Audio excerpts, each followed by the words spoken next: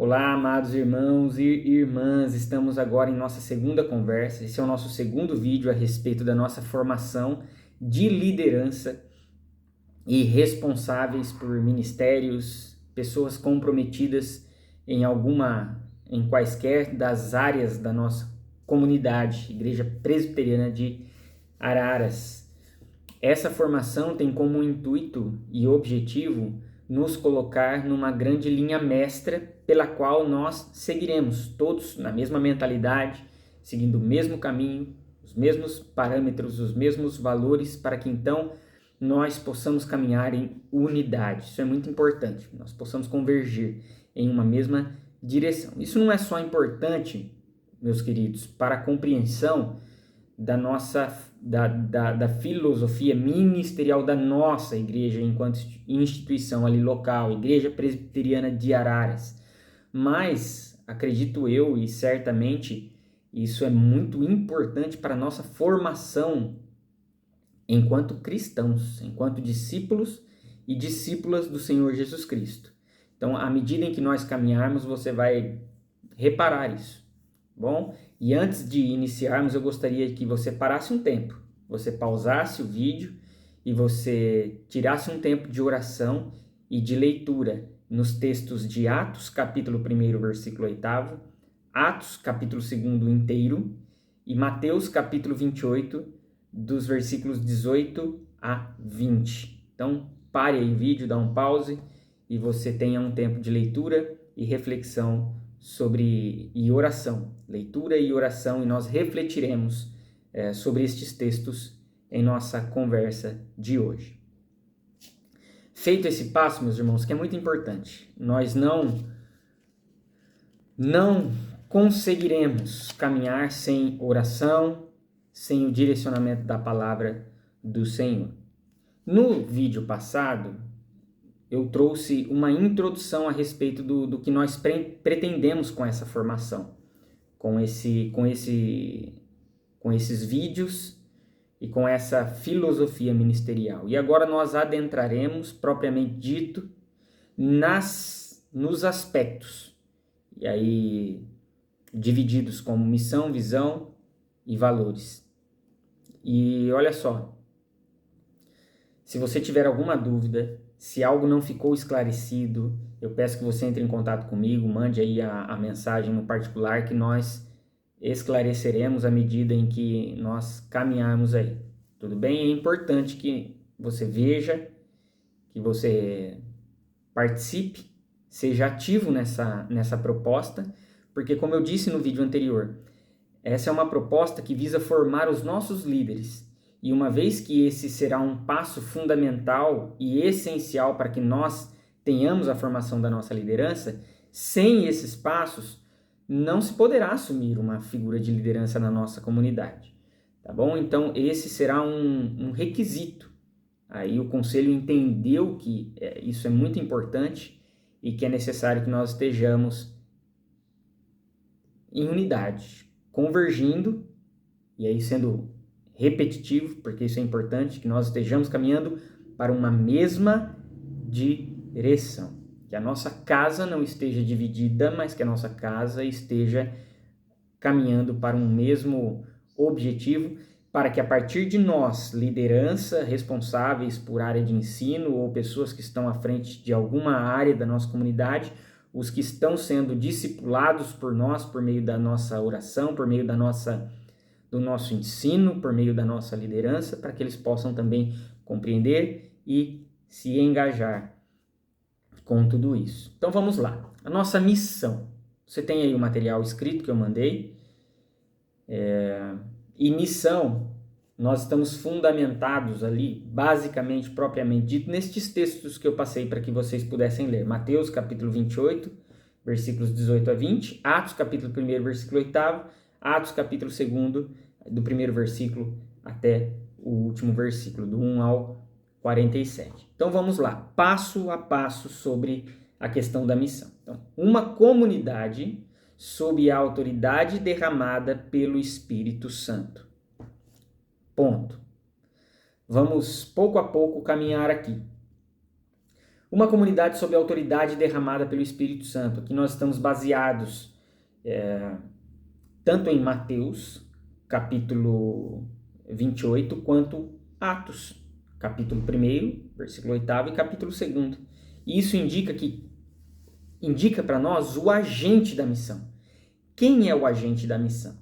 Então, se você reparou aí no texto de Mateus capítulo 28, você tem lá Cristo dizendo que ele tem toda a autoridade foi derramada sobre ele nos céus e na terra. Ele tem autoridade sobre todas as coisas.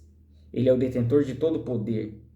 E essa autoridade, quando ele traz as ordens ali nos versículos seguintes, essa autoridade ela é derramada sobre a igreja para que a igreja continue a compartilhar aquilo que Cristo deu início. E lá no último versículo, Cristo vai dizer: e eis que estou convosco todos os dias até a consumação dos séculos. Cristo é o agente principal, o Deus Trino, a Trindade é a maior interessada na missão da igreja. A missão, na verdade, é de Deus, ela parte de Deus. Nós somos uma parte que foi colocada em uma área de privilégio de poder participar de tudo isso. Mas o maior interessado na missão é Deus, o Deus Trino. Aqui Cristo derrama dessa autoridade que é dele e ele diz que estará conosco. Ele repete isso lá no primeiro capítulo, versículo 8 de Atos, quando ele diz que nós receberíamos, ou seja, aqueles, a igreja, consequentemente nós hoje, receberíamos poder para testemunhar, para sermos testemunhas dele. Então, Cristo está conosco por meio agora da atuação do Espírito Santo do Senhor, que é derramada lá em Atos capítulo 2. Ali o poder é derramado e a partir dali há de fato essa autoridade e poder para que sejamos testemunhas de Cristo. Mas o fato é, o agente da missão é o Deus Trino. E isso é o que garante o sucesso da missão. É importante nós compreendermos. Façamos como se tudo dependesse de nós, mas tenhamos a certeza e descansemos, porque tudo depende de Deus. Bom, é isso que garante sucesso à missão. Isso é muito importante. Deus é agente da missão da igreja. Nós somos participantes. Isso é um privilégio.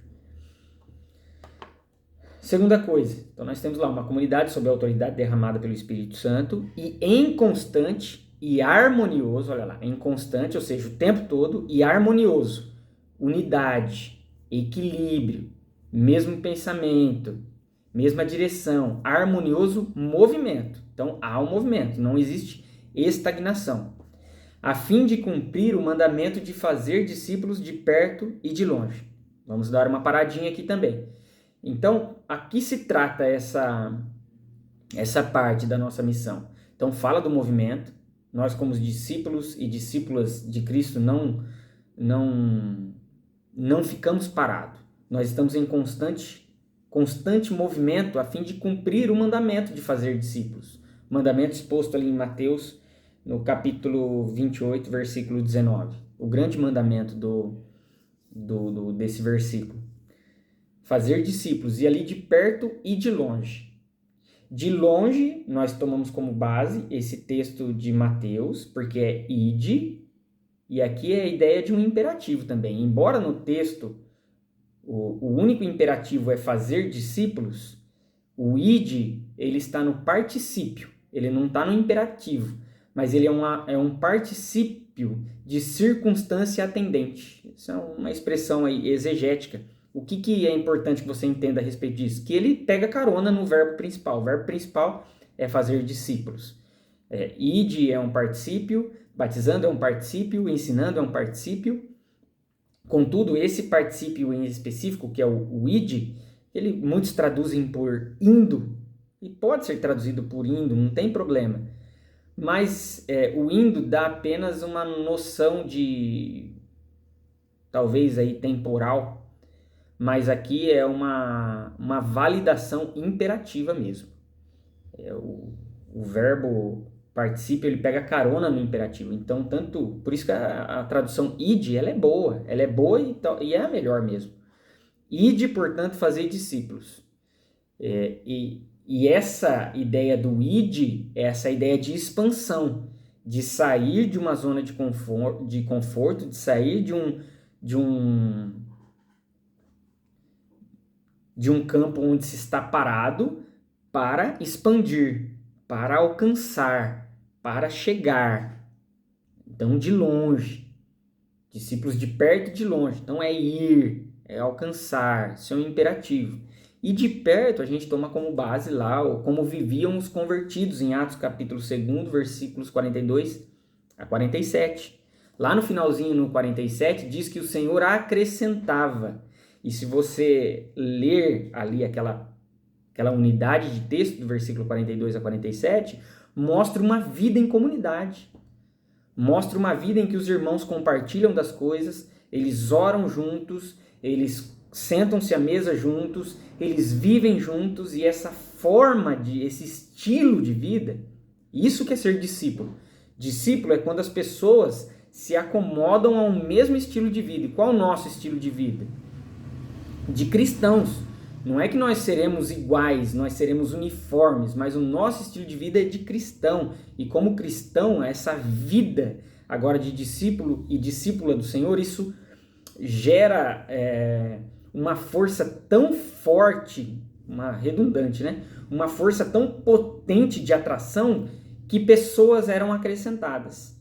Então, por isso aqui, a questão a fim de fazer discípulos de perto e de longe, uma comunidade cristã formada por discípulos e discípulas de Cristo, ela alcança pessoas, ela expande, mas ela também atrai por meio da sua vida comunitária. Por isso que é importante, aqui eu faço um parêntese para nós compreendermos a importância do culto. O culto cristão, que é o ápice da reunião dos crentes, é muito importante para a vida cristã. O culto é um meio pelo qual também atraímos as pessoas para fazer parte. O culto é um meio pelo qual o Senhor também acrescenta a cada um de nós. Importante nós compreendermos isso. Não faz muito sentido nós estarmos em diversas programações da nossa comunidade, mas não participarmos da cereja do bolo, do grande clímax da nossa vida cristã em comunidade, que é o culto. Vai faltar uma parte significativamente importante. Nós, enquanto liderança, precisamos compreender isso. O culto é a parte mais importante da nossa vida comunitária, tá bom? Ela gera atração. Então, a ideia de igreja, que é essa ideia de ir e alcançar, né? Igreja é para os de fora, ali o termo eclésia, que tem essa primeira parte, essa preposição que é o ir para fora, mas ela vai para fora à medida em que ela também tem essa harmonia entre a comunidade. Não há nenhum movimento de igreja que nós percebemos no Novo Testamento em que não há essa vida, esse fortalecimento, essa esfera atrativa. Isso não se desassocia do ir. Então é de perto e de longe. A igreja ela é expansiva e ela é atrativa. Ok? Isso é o que fazer. Ainda nessa parte, né? Isso é o que fazer. Fazer discípulos. É ir de fazer discípulos e atrair discípulos. Isso é o que fazer, o que nós fazemos. Esse é um imperativo. Isso é o que fazer. E aí Mateus capítulo 28, versículos 18 a 20, vai também trazer formas, maneiras de como fazer. E ali nós temos a sequência da nossa missão. Leia comigo. Uma igreja que evangeliza e batiza, que ensina de maneira bíblica e cristocêntrica, tendo a convicção de que Jesus é a solução de um mundo em trevas. Essa é a forma como nós fazemos. Se nós temos o imperativo, o que fazer? Ide, fazer discípulos. Vivam, atraiam discípulos, façam discípulos. Nós temos o como, batizando. O que é o batizar, de acordo com aí o texto de Mateus capítulo 28, a partir do versículo 18? é inserir na comunidade cristã. Esse é o batizar, é o evangelizar, é o falar a respeito de Cristo Jesus e a partir da compreensão da pessoa, da resposta positiva da pessoa ao ensino cristocêntrico, ela é inserida no corpo, ela por meio do batismo. E aqueles que nascem a partir dessas pessoas que compreenderam, eles já são inseridos no corpo a partir do batismo. Isso é inserir no corpo. Mas não para por aí, porque o discipulado, ele é constante. O discipulado, meus queridos irmãos e irmãs, ele vai até o final das nossas vidas. Tudo bem? A gente não só, por isso que nós não falamos de Cristo apenas para evangelização, apenas para inserir a pessoa na nossa comunidade, apenas para que ela seja batizada. Porque isso não faz sentido, uma vez que nós batizamos as nossas crianças. E é necessário que as nossas crianças sejam discipuladas. Ou seja, o ensino cristocêntrico, ele é em todo tempo. Ele é constante, ele é para pequenos, ele é para velhos, ele é para todas as pessoas. Mas essas são as formas de como se fazer. Então, inserindo no corpo, por meio do batismo. Os adultos, a partir de uma compreensão de quem é Jesus. A criança, por meio do compromisso dos pais em dedicação à sua fé e o seu compromisso de fazê-los crescer nessa fé e posteriormente eles serão ali ensinados. Então, ensinando o quê?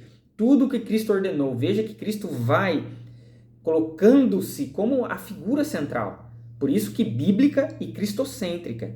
Ensinando tudo aquilo que Cristo ordenou, tudo aquilo que Cristo ensinou, tudo aquilo que Cristo viveu, tudo aquilo que Cristo representa, tudo aquilo que Cristo se coloca como o grande ápice de todas as escrituras, de Gênesis a Apocalipse. Então, é uma igreja que evangeliza e batiza, que ensina de maneira bíblica e cristocêntrica, tendo a convicção de que Cristo é a solução para o mundo em trevas. João Batista, no Evangelho de João, eis o Cordeiro de Deus que tira o pecado do mundo. Eis o Cordeiro de Deus que tira o pecado do mundo. Jesus Cristo é a solução para o mundo em trevas. Nós precisamos apontar para Jesus Cristo, para que isso tire o peso de responsabilidade de solucionar os problemas do mundo, ficarem depositados em nós, na nossa capacidade, no nosso desejo de fazer, na nossa intenção de sermos santificados, e todas essas coisas são importantes, mas nós não conseguimos resolver problema nenhum. Quem resolve o problema do mundo em trevas é Cristo, e por isso que nós apontamos para Ele. E isso tira um peso demasiado sobre nós, aquele legalismo, aquele moralismo de que a gente precisa fazer, fazer. O fazer é importante, mas nele não reside a responsabilidade de solucionar o mundo em trevas. A solução para os problemas do mundo em trevas está em Cristo Jesus. O nosso fazer, ser e procurar a santificação diariamente está como resposta àquilo que Cristo já antes concretizou, realizou. Então, por isso que nós somos cristocêntricos. Porque nós entendemos que o mundo está em maus lençóis, a criação está em maus lençóis. E a solução para um mundo em maus lençóis é Cristo Jesus. Por isso que bíblicos e cristocêntricos.